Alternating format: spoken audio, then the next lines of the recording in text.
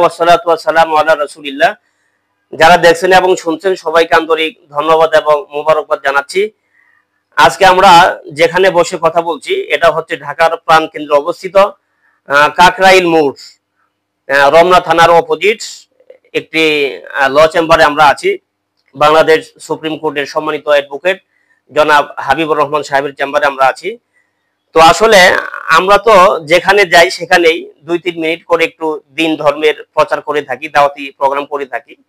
তো ভাইজান যেহেতু আমাকে সুযোগ দিয়েছেন, আমি আপনারা যারা আছেন এবং যারা দেখছেন এবং শুনছেন সবার উদ্দেশ্যে আমি 2 মিনিট একটু কথা বলি যে আসলে আমরা যারা বাংলাদেশের মানুষ, আমরা অনেক ক্ষেত্রে দেখা যায় আমাদের ব্যক্তিগতভাবে, পারিবারিকভাবে, সামাজিকভাবে, রাষ্ট্রীয়ভাবে অনেক সমস্যার ভিতর আমরা পড়ে যাই, কিন্তু সব সমস্যার সমাধান আমরা সে পারিবারিকভাবে বা এলাকার চেয়ারম্যান মেম্বারদের মাধ্যমে সম্ভব হয় না। বড় সমস্যা যখন হয় তখনই আমাদের কোর্ট কাছারি, আইন আদালত, তারপরে অ্যাডভোকেট মহোদয় যিনারা আছেন ওনাদের দ্বারস্থ হতে হয়, ওনাদের কাছে আসতে হয়। আর আসার পরেও অনেক সময় যে বিড়ম্বনার ভিতর আমরা পড়ি, যে সমস্যার ভিতরে আমরা পড়ি, যে লক্ষ লক্ষ টাকা আমরা খরচ করি, খরচ করার পরেও শুধু টাকাই আমাদের নষ্ট হয়, টাকায় অপচয় হয়, কিন্তু আমার কোনো কাজ হয় না।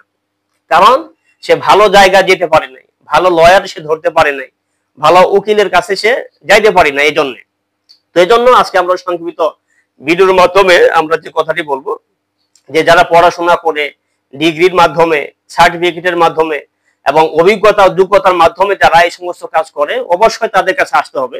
আমাদের ভাইজান আলহামদুলিল্লাহ, যাকে আমি আজ থেকে প্রায় 5-7 বছর ধরে আমি দেখছি আলহামদুলিল্লাহ এই পেশায় উনি আছেন, সুপ্রিম কোর্টে আছেন। তো ওনার অভিজ্ঞতা, দক্ষতা এবং ন্যায় নিষ্ঠা আমরা তো ইতিপূর্বে অনেকবার আমরা দেখেছি, আলহামদুলিল্লাহ আমরা সন্তুষ্ট। তো যার কারণে তো ভাইদের পরামর্শের মাধ্যমে যদি আপনারা সমস্যার সমাধান করতে চান, তো সেই ক্ষেত্রে আমি একজন হুজুর হিসাবে, আমি একজন আলেম হিসাবে আমি বলছি আলহামদুলিল্লাহ আপনারা 100-100 আপনাদের সমস্যার সমাধান হবে ইনশাআল্লাহ। আশা করি 100-100 বলা ঠিক না, এরপরেও অন্তত আমার যতটুকু মানে কে নাম বলে আমার যতটুকু মানে অভিজ্ঞতা বা আমার বিশ্বাস, সে বিশ্বাসের আলোকে আমি কথাটা বলছি যে সমস্যার সমাধান হবে ইনশাআল্লাহ। আরেকটা কথা আমরা বলি যে আসলে আমাদের বাংলাদেশ যদিও এটা মুসলিম কান্ট্রি, কিন্তু ইসলামী রাষ্ট্র না।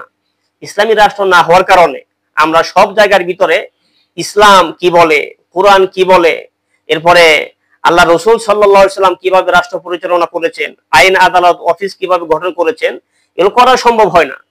এরপরেও বড় ভাইরা যেহেতু এই অঙ্গনে আছেন, তো আমরা ওনাদের মাধ্যমে আমরা আবেদন করব, নিবেদন করব যে আপনারা যেহেতু ওই জায়গায় আছেন, আমরা তো সেখানে যেতে পারি না, আমরা মাদ্রাসা মসজিদ নিয়ে পড়ে থাকি, আপনারা যেহেতু ওখানে আছেন তো সেখানে যতটুকু আইন আদালত ইনসাফ প্রতিষ্ঠা করা যায় এই বিষয়ে আপনারা একটু সুদৃষ্টি রাখবেন। আর আল্লাহ রাব্বুল আলামিন মহাগ্রন্থ আল কোরআনে যে কথাটি বলেছে, আলা লাহুল খালকু ওয়াল আমর ইনিল হুকমু ইল্লা লিল্লাহ ওয়া মান লাম ইয়াহকুম বিমা আনজালাল্লাহু ফাউলাইকা হুমুল কাফিরুন ওয়া মান লাম ইয়াহকুম বিমা আনজালাল্লাহু ফাউলাইকা হুমুল ফাসিকুন ওয়া মান লাম ইয়াহকুম বিমা আনজালাল্লাহু ফাউলাইকা হুমুল কাফিরুন। এই সমস্ত আয়াতের মাধ্যমে আল্লাহ রাব্বুল আলামিন আমাদেরকে বলছেন যারা কোরআন অনুযায়ী বিচার ফায়সালা, আইন আদালত করবে না, ক্ষেত্র বিশেষ কোথাও তাদেরকে কাফের, জালেম, ফাসিক এসব আল্লাহ বলেছেন। তো যেহেতু আমাদের ইসলামী রাষ্ট্র এটা না, এখন আমরা তো হুট করে তো সেটা সম্ভব না। তো অতএব আমরা আস্তে আস্তে কিভাবে এই ইসলামী নীতিতে আমরা আইন আদালত, অফিস আদালত, কোর্ট কাছারি আমরা চালাতে পারি, তো সেই বিষয়ে আমরা আবেদন নিবেদন রাখলাম এবং আপনাদের মাধ্যমে মানুষেরা যেন অত হয়রানি না হয়, সহজে যেন কাজগুলি তারা করতে পারে।